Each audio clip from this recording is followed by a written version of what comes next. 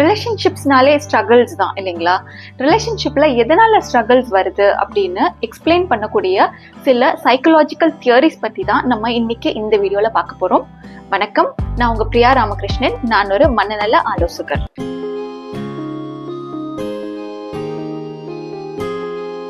ஏற்கனவே பார்ட் 1 அப்படிங்கிற வீடியோல நான் ஒரு 5 சைக்கலாஜிக்கல் தியரிஸ் எடுத்து அதை பத்தி டீட்டெயில்டா எக்ஸ்பிளைன் பண்ணியிருந்தேன். அதை பார்க்காதவங்க முதல்ல அதை போய் பார்த்துட்டு அதுக்கப்புறம் இந்த வீடியோ கண்டினியூ பண்ணுங்க. இன்னைக்கு இந்த வீடியோல இன்னொரு 5 சைக்கலாஜிக்கல் தியரிஸை பத்தி டீட்டெயில்டா எக்ஸ்பிளைன் பண்ண போறேன். இந்த சைக்கலாஜிக்கல் தியரிஸ் பத்தி நம்ம தெரிஞ்சுக்கும் போது நம்மளுடைய ரிலேஷன்ஷிப்ஸ்ல எதனால பிரச்சனைகள் வருது அப்படிங்கறத நம்மளால புரிஞ்சுக்க முடியும். அதன் மூலியமா பிரச்சனைகள் வராம தவிர்த்து நல்ல ரிலேஷன்ஷிப்ஸை நம்மளால எடுத்துட்டு போக முடியும். வாங்க வீடியோக்குள்ள போகலாம்.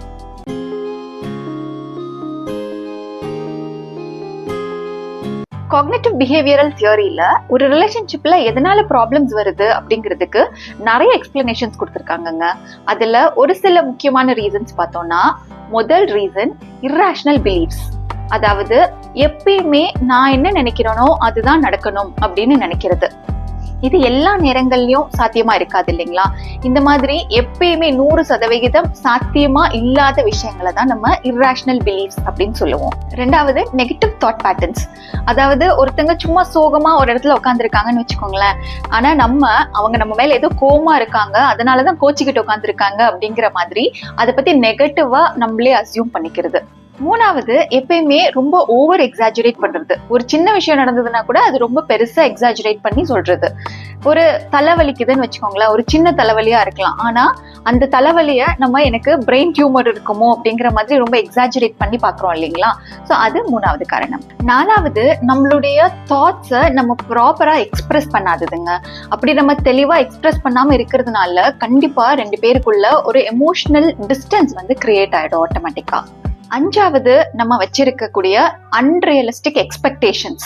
அதாவது நம்ம ஒரு விஷயத்த பத்தி வெளியில சொல்லாமலே அவங்களா அதை புரிஞ்சுக்கிட்டு அதை செய்யணும் அப்படின்ற மாதிரி நம்ம ஒரு அன்ரியலிஸ்டிக்கான எக்ஸ்பெக்டேஷன்ஸ் வச்சிருப்போம் இல்லைங்களா?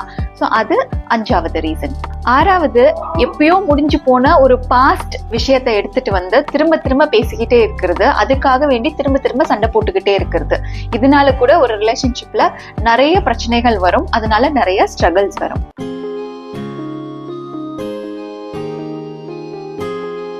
எமோஷனலி ஃபோக்கஸ்ட் தியரி எதனால ஒரு ரிலேஷன்ஷிப்ல ப்ராப்ளம்ஸ் வருது அப்படின்னு சொல்லக்கூடியதுல ஃபர்ஸ்ட் ஒன் இன்செக்யூர் அட்டாச்மெண்ட். அதாவது ஒரு ரிலேஷன்ஷிப்ல ஒருத்தங்க நம்மளை விட்டு எப்ப வேணா போயிடுவாங்களோ அப்படின்ற மாதிரி ஒரு பயத்துல இருக்கோம்னு வச்சுக்கோங்களேன். அங்க அந்த சேஃபான ஒரு ஃபீலிங்கே இல்லைங்கும் போது கண்டிப்பா நிறைய பிரச்சனைகள் வரும். ரெண்டாவது நெகட்டிவ் இன்டராக்ஷன் சைக்கிள். ஒரு 2 பேர் ஒரு ரிலேஷன்ஷிப்ல இருக்கும்போது அதுல ஒருத்தங்க ஒரு சின்ன பிரச்சனை வரும்போது இதை பத்தி பேசி சார்ட் பண்ணணும், இந்த ரிலேஷன்ஷிப்பை ரொம்ப நாளைக்கு நல்லபடியா எடுத்துட்டு போகணும் அப்படின்னு நினைச்சு அதுக்கான ஸ்டெப்ஸ் எடுத்து பேச வரும்போது இன்னொருத்தங்க அதை அவாய்ட் பண்ணிட்டு போயிட்டே இருக்கிறது. அப்படி இருக்கும்போது பிரச்சனைகள் எதுவும் சால்வ் ஆக வாய்ப்பே இல்லை இல்லைங்களா? இன்னும் ஜாஸ்தி தான் ஆகும் ப்ராப்ளம்ஸ். மூணாவது நம்மளுக்கு பூர்த்தி ஆகாத நம்மளுடைய எமோஷனல் நீட்ஸ். சில நேரங்கள்ல நம்மளுக்கு இந்த மாதிரி எமோஷனல் சப்போர்ட் தேவைப்படுது அப்படின்னு யார்கிட்டயும் நம்ம சொல்லியிருக்கவே மாட்டோம். இன்னொரு சினாரியோல நம்ம இந்த மாதிரி எனக்கு கஷ்டமா இருக்கு, எனக்கு இந்த மாதிரி சப்போர்ட் தேவைப்படுதுன்னு சொல்லியும் கூட யாரும் நம்மளுக்கு அந்த சப்போர்ட்டை கொடுத்துருக்க மாட்டாங்க. இந்த மாதிரி இருக்கும்போது ஆப்வியஸா நம்ம ரொம்ப லோவா ஃபீல் பண்ணுவோம், நம்மளால அந்த ரிலேஷன்ஷிப்பை ஹாப்பியா பழையபடி கண்டினியூ பண்ண முடியாது. நாலாவது கம்யூனிகேஷன். நம்மளுடைய தேவைகள் என்ன, நம்ம எப்படி இப்ப ஃபீல் பண்றோம் அப்படின்னு நம்ம யாருக்கிட்டயுமே பேசாம நம்மளுக்குள்ளேயே வச்சுக்கிறது ஒரு டைப். இன்னொன்னு, நம்ம கம்யூனிகேட் பண்ணும் போதுமே நம்ம தெளிவா நம்ம கம்யூனிகேட் பண்றோமா இல்ல அரைகுறையா ஏதாவது சொல்லிட்டு போறோமா அப்படிங்கறதும் அதுல இருக்கு. அப்படி கம்யூனிகேஷன் ப்ராப்பரா இல்லைன்னாலுமே கண்டிப்பா அந்த இடத்துல ரிலேஷன்ஷிப் ப்ராப்ளம்ஸ் வரும். பிகாஸ் அங்க நிறைய மிஸ் அண்டர்ஸ்டாண்டிங்ஸ் வரதுக்கு வாய்ப்புகள் இருக்கு.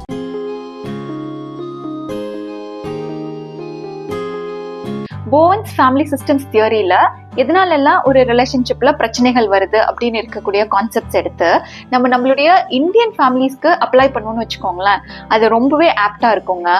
இதுல சொல்லியிருக்கக்கூடிய ரீசன்ஸ்ல ஃபர்ஸ்ட் ஒன் பாத்தீங்கன்னா, ஒரு ஃபேமிலிக்குள்ள இருக்கக்கூடிய ரொம்ப ஜாஸ்தியான எமோஷனல் ஃபியூஷன்ஸ். அதாவது நம்மளுடைய எமோஷன்ஸை நம்ம எப்படி ஹேண்டில் பண்றதுன்னே ஸ்ட்ரகிள் பண்ணிட்டு இருக்கும் போது ஃபேமிலியில இருக்கிற எல்லாருடைய எமோஷன்ஸும் நம்ம எமோஷன்ஸோட கிராஸ் ஆகும். அதையும் சேர்ந்து நம்ம ஹேண்டில் பண்ணக்கூடிய சிச்சுவேஷன்ல இருப்போம். ஒரு எக்ஸாம்பிள் பாத்தீங்கன்னா, ஒரு வீட்ல ஒரு ஹஸ்பண்ட் அண்ட் ஒய்ஃப் இருக்காங்க, அவங்களுக்குள்ள ஏதோ சண்டை வந்துருச்சுன்னு வச்சுக்கோங்களேன். அவங்க அந்த சண்டைனாலேயே ரொம்ப அப்செட்டா இருப்பாங்க, ரொம்ப கோவமா இருப்பாங்க, ரொம்ப சேடா ஃபீல் பண்ணுவாங்க. இது மாதிரி நிறைய விஷயங்கள் இருக்கு இல்லையா?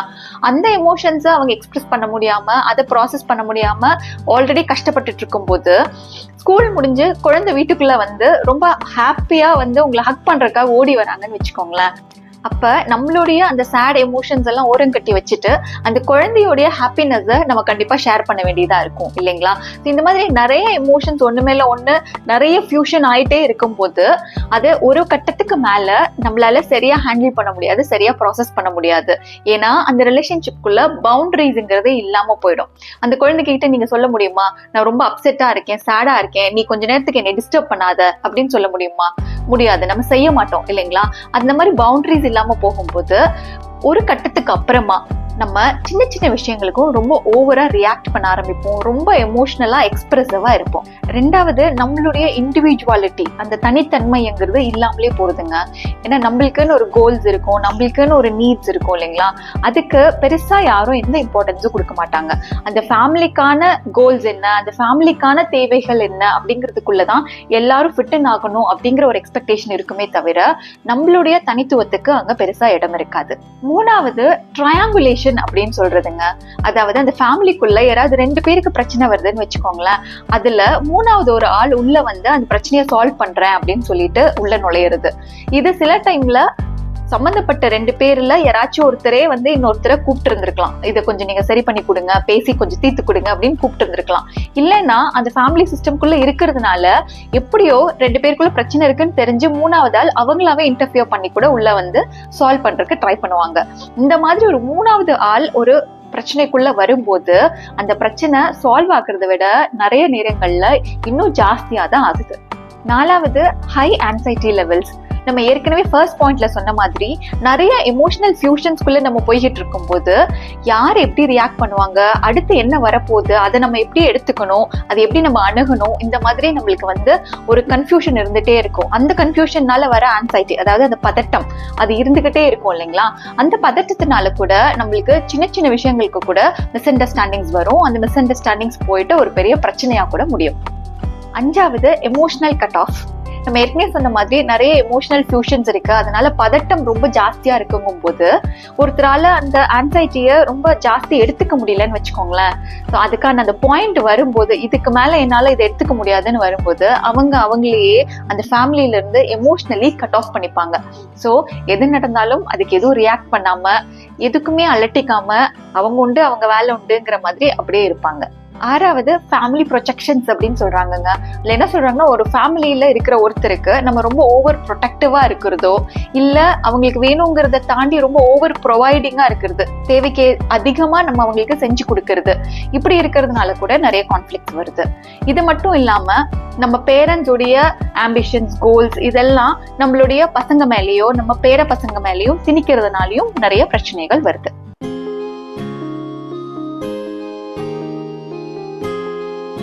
கான்ஃபிளிக்ஸ் தியரி படி ஒரு ரிலேஷன்ஷிப்ல எதனால ப்ராப்ளம்ஸ் வருது அப்படின்னு அவங்க எக்ஸ்பிளைன் பண்ணியிருக்கக்கூடிய ரீசன்ஸ்ல ஃபர்ஸ்ட் ஒன் பாத்தீங்கன்னா பவர் டாமினேஷன். ஒரு ரிலேஷன்ஷிப்ல 2 பேர் இருக்கும்போது அதுல ஒருத்தர் இன்னொருத்தரை எப்பயுமே டாமினேட் பண்ணணும்னு நினைக்கிறது.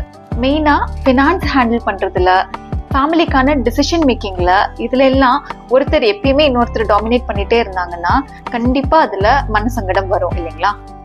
ரெண்டாவது, இருக்கிற ரிசோர்சஸ் அவங்களுக்குள்ள சரியா ஈக்குவலா டிஸ்ட்ரிபியூட் ஆகாம இருக்கிறதுனால வரக்கூடிய இஷ்யூஸ். இப்போ அது ஒரு டைமா இருக்கட்டும், இல்ல மணியா இருக்கட்டும், இல்ல அந்த ஃபேமிலிக்கு அவங்க கொடுக்கக்கூடிய அவங்களுடைய எமோஷனல் சப்போர்ட்டா இருக்கட்டும், எதுவா இருந்தாலும் அது அவங்க 2 பேருக்குள்ளேயுமே ஈக்குவலா டிஸ்ட்ரிபியூட் ஆகாம ஒருத்தங்க நிறைய பர்டன் எடுத்துக்கிற மாதிரி இருக்குன்னா அங்க இஷ்யூஸ் வர்றதுக்கு வாய்ப்புகள் இருக்கு. மூணாவது, 2 பேருக்குள்ள இருக்கக்கூடிய அவங்களுடைய இண்டிவிஜுவல் கோல்ஸ்குள்ள வரக்கூடிய காம்படிஷன்ஸ். நீ பெரியவனா நான் பெரியவனா அப்படிங்கிற மாதிரி பிரச்சனைகள். உன்னுடைய கோல்ஸ் வந்து ஒண்ணுமே கிடையாது, அதெல்லாம் ஒரு மேட்டரா அப்படிங்கிற மாதிரியும், என்னுடைய கோல்ஸ் தான் ரொம்ப இம்பார்ட்டன்ட், அதுதான் ரொம்ப வேல்யூ ஆனது அப்படின்ற மாதிரி இருக்கிறதும் இதனால வரக்கூடிய ப்ராப்ளம்ஸ் நிறைய இருக்குங்க. நாலாவது, ஒரு வீட்டுக்கான இல்ல அந்த ஃபேமிலிக்கான ரெஸ்பான்சிபிலிட்டிஸை ஈக்குவலா ஷேர் பண்ணாம இருக்கனால வரக்கூடிய பிரச்சனைகள்ங்க. இப்போ ஒரு வீட்டுல இருக்கக்கூடிய ஒரு அண்ணன் தம்பியை எடுத்துக்கோங்களேன். அந்த ஃபேமிலிக்கான ரெஸ்பான்சிபிலிட்டிஸை அண்ணன் தம்பிக்குள்ள ஈக்குவலா அவங்க ஷேர் பண்ணிக்கிட்டாங்கன்னா பெருசா எதுவும் பிரச்சனை வராது.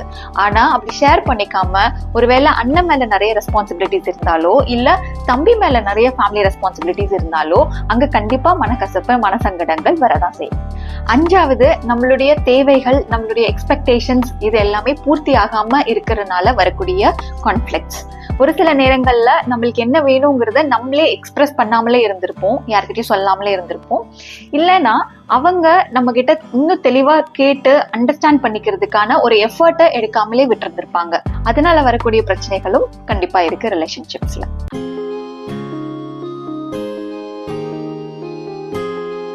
செல்ஃப் எக்ஸ்பான்ஷன் தியரியில் என்ன சொல்றாங்கன்னா, ஒரு இண்டிவிஜுவலுக்கு ஒரு ரிலேஷன்ஷிப்னால ஒரு பர்சனல் growthங்கிறது நடக்காம அது எங்க அடிபட்டு போகுதோ அங்க இருந்து பிரச்சனைகள் ஆரம்பிக்குதுன்னு சொல்றாங்கங்க.